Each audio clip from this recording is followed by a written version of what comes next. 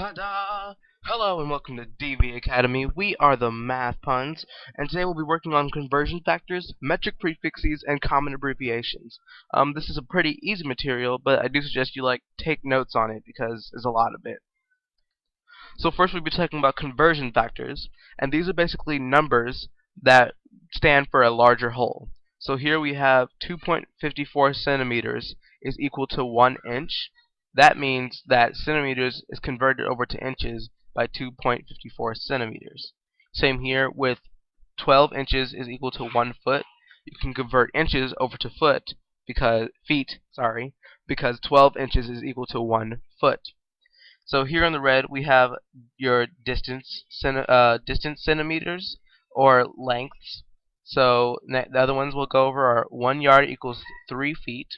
1 mile equals 5,280 feet. And these are basically the ones that you'll use commonly in math and algebra for your distances.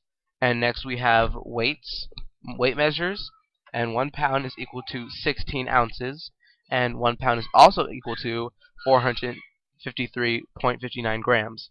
See here with the pounds, we have different conversions for different units. So we have ounces as a conversion to pounds, and grams as a conversion to pounds.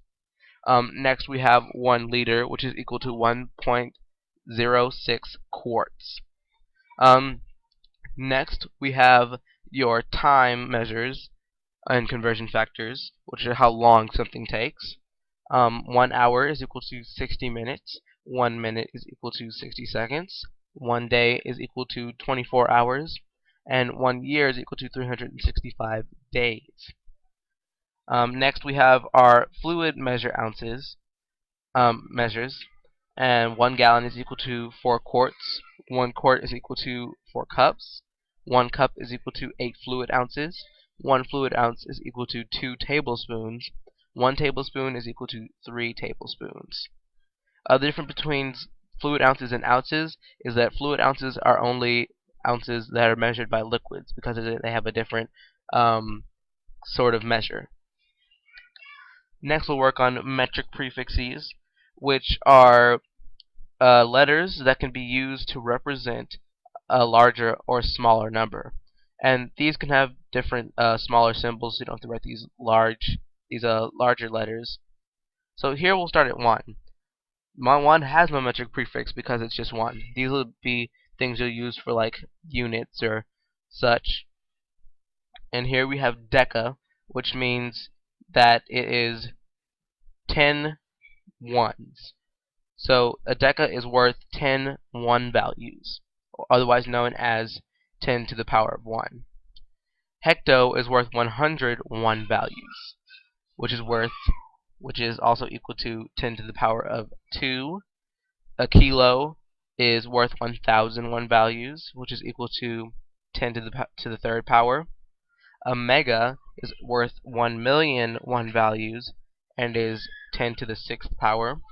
A giga is worth 1,000,000,000 1 values, and is also equal to 10 to the 9th power.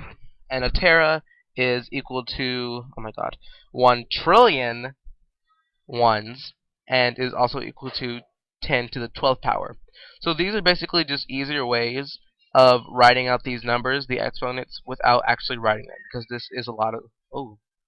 because these are a lot of zeros, and we don't really want to write that.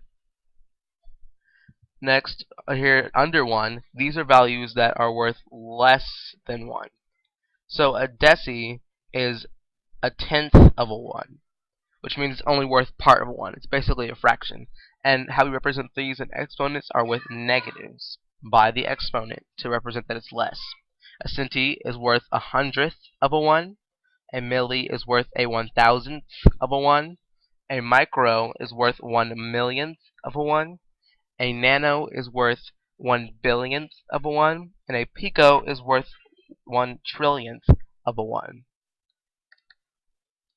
Next we'll go on to common abbreviations, which are just shorter ways to write these measure values that you see here.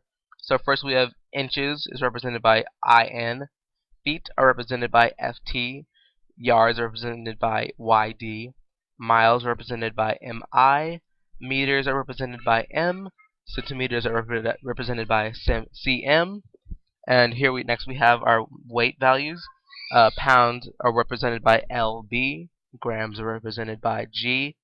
Liters are represented by a uppercase L. Quarts are represented by a QT. Gallons are represented by a GAL. A cup is represented by a C. A fluid ounce is represented by an FL period OZ. A tablespoon is represented by a T. Also, tablespoon is also represented by a T, but also a TBSP. A teaspoon is represented by a lowercase t and a TSP. Seconds, which are time values, are represented by an S. A minute is represented by an MIN, and an hour is represented by an H.